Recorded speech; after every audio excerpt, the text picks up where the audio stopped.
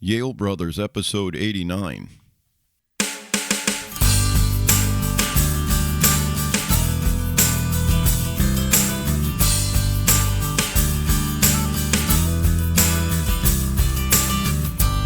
I'm gonna live my life wide open.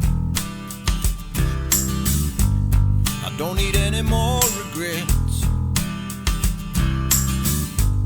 I'm gonna hang around just hoping, 'cause it's not over yet. Oh, no, no. I'm gonna run it down the middle. I'm not about to drop this ball. Not gonna love you just a little. I'm gonna give you my all. Yeah, yeah, yeah. Count me in, sign me up, tell me now, how should I begin?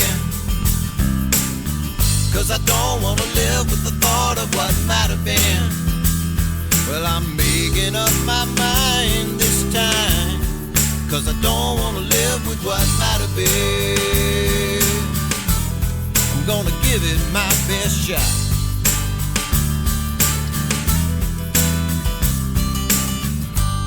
I'm gonna find some inspiration in everything that comes my way. I won't be waiting at the station for the train that got away. Not today, yeah. What might have been is bound to be the greatest source of misery anyone could ever know. Anyone could ever. There's bound to be some tragedy wrapped up in our history, but we gotta let it go. Not gonna live with it, no.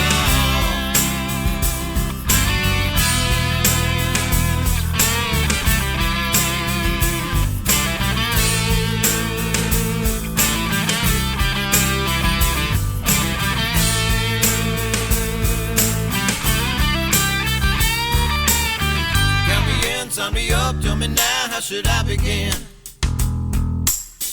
'Cause I don't wanna live with the thought of what might have been.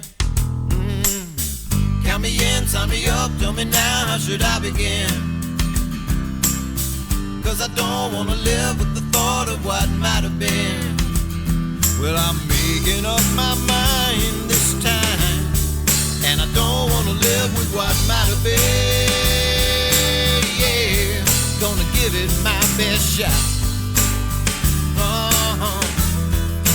Ready or not, count me in, sign me up, tell me now, how should I begin? Oh, what might have been? I don't wanna live with the thought of what might have been. What might have been? Sign me up, tell me now, how should I begin? What might have been? I don't wanna live with the thought of what might have been. Yeah, what might have been? Sign me up, tell me now, how should I begin? What might have been? I don't wanna live with the thought of what might have been. What's going on? It's Sunday afternoon in Myrtle Beach on the 7th. Everyone survived the fireworks. Yeah, well, most people did. Yeah, I guess so. I'm sure there were some fatalities across the world with some sort of firework. Fingers, eyes.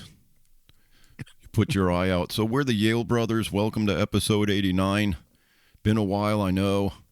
But here we are, Chris and Roger Yale, the Yale Brothers. And what you listened to in the beginning, what we played for you, is my song, What Might Have Been, from my album, Well Enough Alone. And it's, what do you think of that?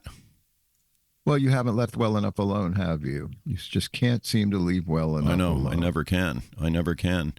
So, that's just about coming to the end of your life, having regrets. And while I still don't put that into full practice, that would be something to consider. Better start considering. You'll be 61 tomorrow. So will you, man. What are you going to do? What are you going to do tomorrow? I'm not going to be. I got to go to Tinder Box and work. So do I. So I'll see you tomorrow. We can have a little party at the store. No, can we keep our clothes on? Please. 61, bitch. Man, I can't believe it. That's amazing. By the What grace, might have been. by the grace of God, we're still hanging on, hanging in. Is it? Yeah. So man, I finally upgraded my Logic to Logic Pro 11, and boy, is it cool. I mean, I haven't had my old computer couldn't support the upgrades for years. So man, I'm up to speed. Everything is fantastic. My new used iMac is doing just fine, and everything works. So now I'm using the Zoom L-8 as a interface instead of my old Apogee Duet, which was Firewire, and that's kind of been discontinued. But I'm loving the way this Zoom 8 is working out. Been doing a little music, checking out Apple Loops. Man, it's exciting. Now there's only one thing left for me to do the work. Do the work, Chris, for crying out loud. Get up here. Make a practice of it. And that's my goal this year. Well, that's a worthy goal, and congratulations on all your technical shit. You know, That's it had to be done. It had to be. I needed to be shown. yeah. Oh, That's trotting out the good old quote from the good old Big Book. Are you the big book. He had to be shown. You know, yeah. This place is in rubble. I woke up amidst splinters and shards of my good furniture and broken guitars and a raging headache, and I put everything back together, and here we are. Yeah. It was the beer experiment. Yeah. How about the milk experiment? I just put a little bit of whiskey in my milk, and that was pretty good.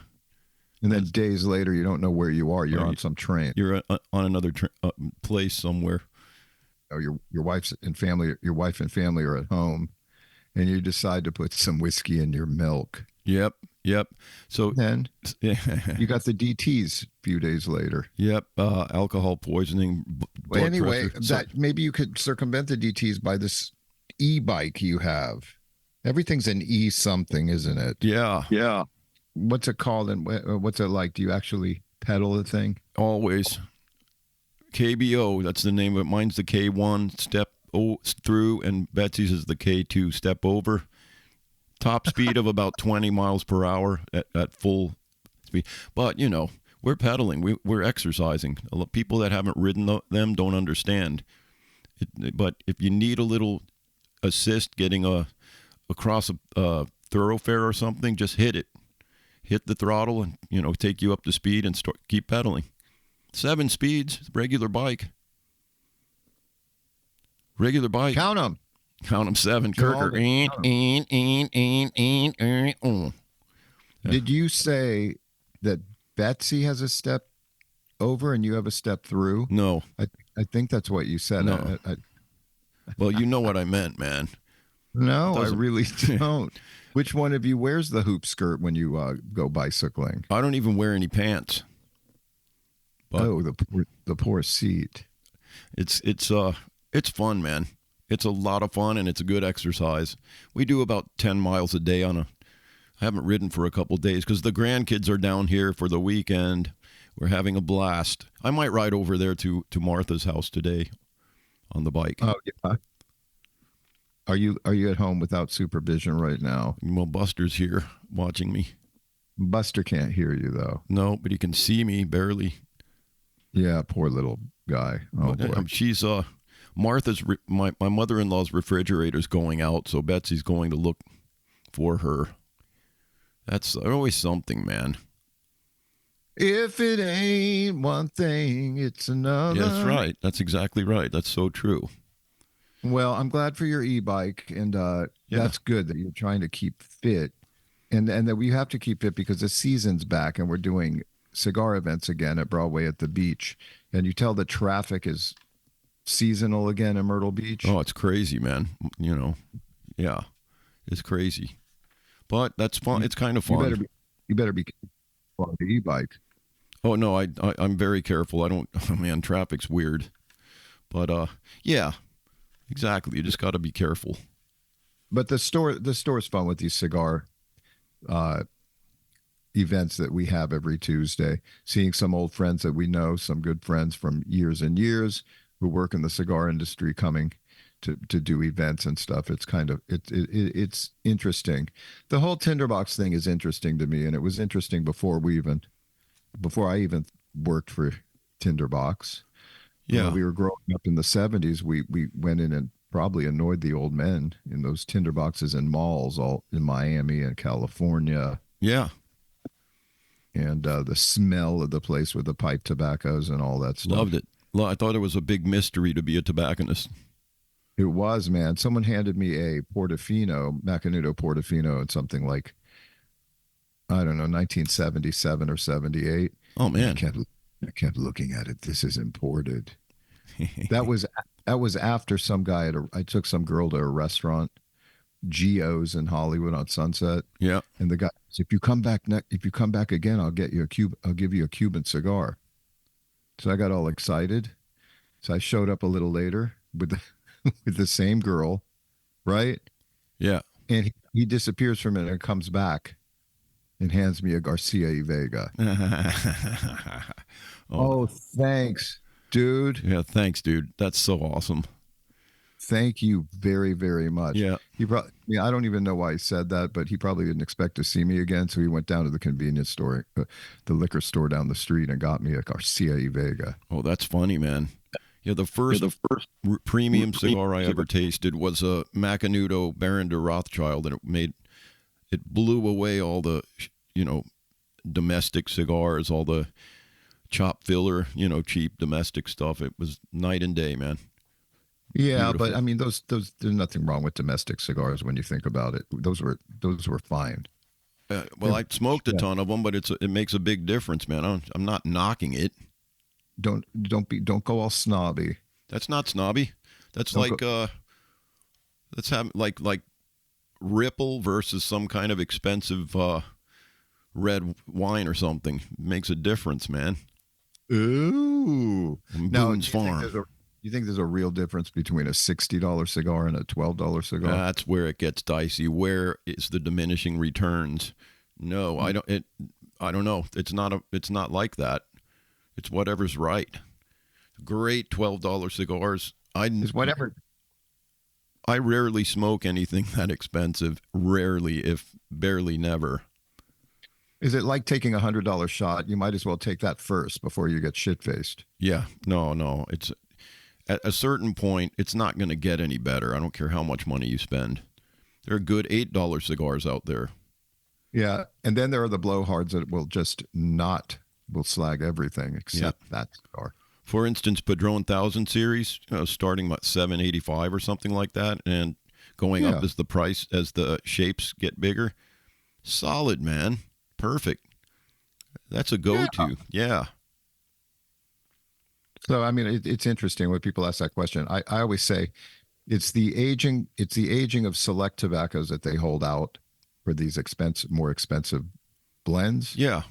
It's kind of like the wine industry. You're holding out a reserve of tobacco that a component of that tobacco goes in to these ultra premium cigars. That's right. That's exactly it's the same. Oh, I got it right? Parallel. There are parallels with our industry, wine, whiskey, cognac. I mean, it's all from the earth, man. It comes from the earth. Oh, man, dig my earth. So anyway, it's a lot of fun. Good little community. So, hey, I started watching, have you heard of Axel F? No, is it a new Beverly Hills Cop thing? Yeah, Collie put it on in the lounge the other day. It's pretty good, man. He hasn't really aged. No, I suppose not. I saw a trailer for it, but I haven't gotten around to that yet. Well, I didn't see the whole thing, but what got me was all the Hollywood external shots, man, places we all know, and it kind of made me homesick. I think those external shots do make you homesick. Yep, the hills and everywhere. Like that when the series Lucifer had a lot of exteriors. Oh yeah. Like that building on Sunset where he lives. I forgot what it's called on the Sunset Strip. It's an old Art Deco building. Oh, I know that place. Across from Tower? I think so. I'll find it and link to it. Right. But everything is nostalgic. I just went to go see the Stones with Brenda in Atlanta. How are those old boys? Those old bastards. I cried. Did you? Yeah, especially when the three primary guys, Ronnie, Keith, and Mick, walked down that little walkway to the little circular you know how it is. Yeah. So the three primates. Yes, the three primates, and then I cried, and we couldn't hope for better sound design in the Mercedes-Benz Stadium. It was amazing that sound in a stadium was so precise. I'm sure, man. Last time sound like that, I think the last time I was blown away by sound was Dire Straits at the Forum. Oh, they're sticklers. Yeah, I'm sure. But you can't really discount. I mean, you got Chuck Leavell. Oh, yeah. Playing long time with those guys and Allman Brothers. Black Crowes. Black Crowes, yeah. He did a lot of stuff that I'm learning about. Definitely, man. And you got Steve Jordan, the handpicked by Charlie for drums. Yeah. Charlie said, if anything ever happens to me, that's your man. So, yeah, but Keith's been playing with him for decades.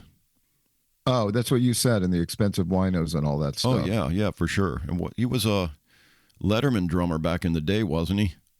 I don't know. Pretty sure. You might want to look that up just for your own personal edification. Oh, I don't like to edify. Well, is it shameful? I refuse to edify. Well, I refuse to get some smarts. I don't want to edify myself. It sounds nasty. It's okay to edify yourself if no one's around.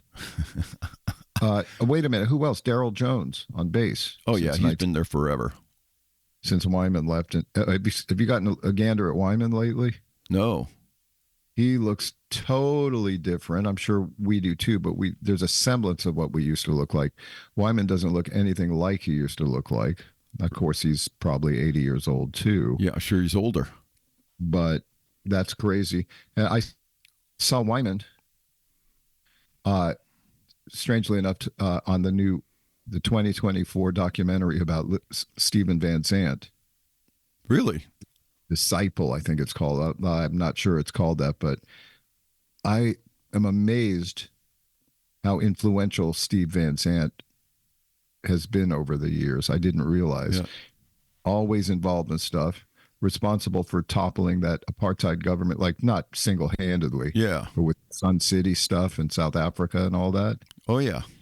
That precipitated major change. And his look is, I always kind of chuckle at his look. He's got the duster and the bandana. Oh, yeah. Hey, where did you find this? I'll put a link. I'm sure it was Prime. Okay, I have that.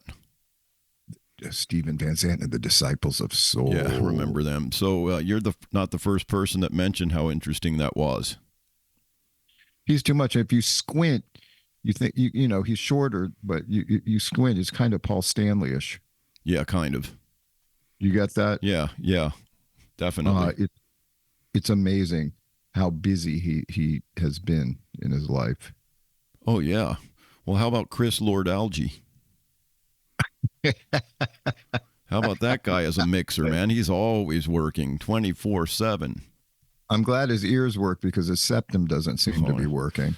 He's out like this, and I thought he had a cold, but no. No, it was the 80s. Right. The 80s did that to him. Yeah, but I always thought that if you did a bunch of blow, the mix would sound bad. Like to people who don't do it.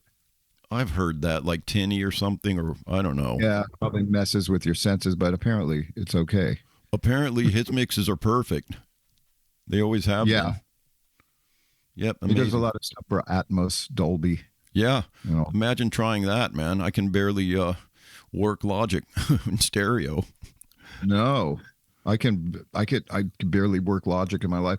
I'll tell you, I have Cubase, but I have it's a mystery to me. And I like this little Zoom L8.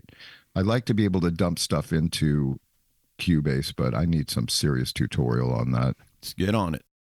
So I dumped 64 gigs into this iMac. And 64? Yeah, it's really fast compared to my 16 gig previously. It made a big difference. I got 4 terabytes solid state drive. It's pretty working out all right.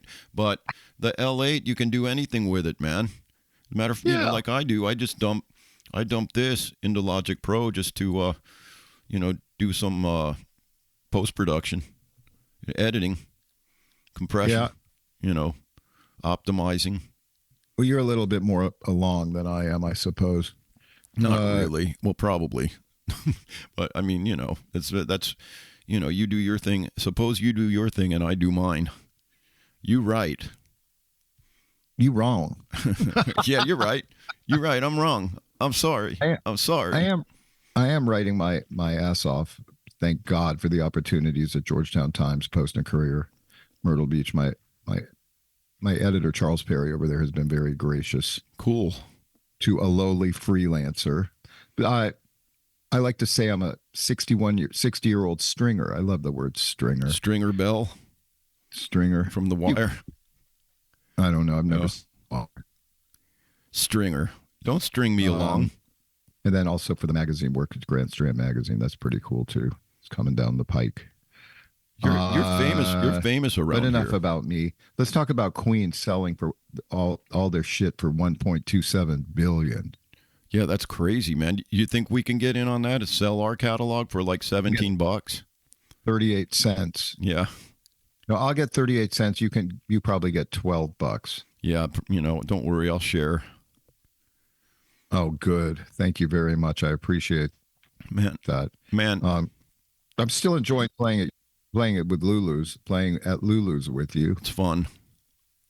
And we have 2 gigs coming up this week, not only Lulu's, but we get to trot out that new PA again. Well, yeah, I've never played through it.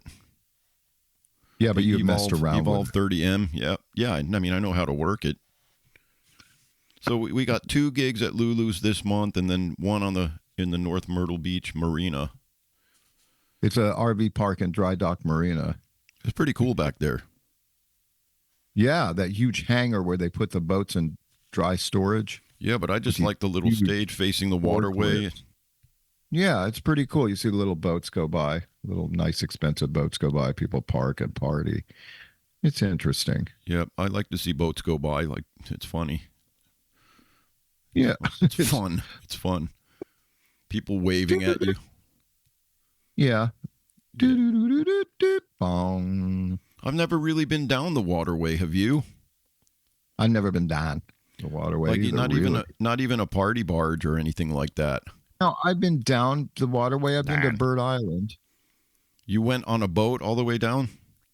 No, yeah, I've been along the waterway. I've been twice. Oh.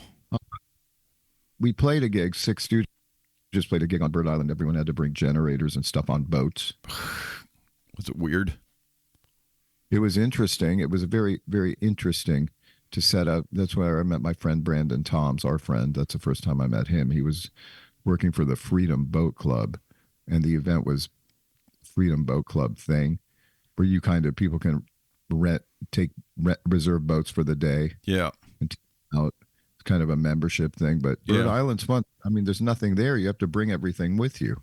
Were you still drinking at the time? Of course. That was a long time ago, but I just celebrated 10 years sober. Thank you very much. Yeah, congratulations, dude. That's awesome. Yeah, it's good for you. Thank you very much. It's interesting. Do you like being sober? Yes, dude. Are you kidding me? I get so much more done. Well, that's probably true. It's absolutely probably why true, I don't do much work. Oh, geez. I'm working on it. There's you have to be shown. Have to be shown. Yeah, probably. I probably have to be shown. What are you reading? I started Turning Pro by Stephen Pressfield again. It's a good little read, man. I think I've read The Art. The Art of War? The War of Art. Yeah, I have that. That's great, too. Not the Sun Tzu. No. Thing. Sun Tzu. Lao Tzu. Are you sure? Yeah, pretty sure, man. Well, I read that book in the 80s. Why? I don't know, with the yuppie revolution and all that shit. How was that? I don't know, but my sister got lucky, married a yuppie. That's Took crazy. him for all he was worth. I don't remember. Yeah. I don't remember maxims and all that. Taking the art of war into the business world. Oh, brother. Gordon Gekko kind of shit. Oh, please. Disgusting.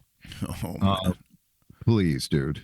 that sounds like Atlas Shrugged or something like that. Oh, what did Ayn Rand call her? I forgot what her thing was. Not, I don't know. I forgot, but that was interesting. I didn't read Atlas Shrugged, but I read The Fountainhead.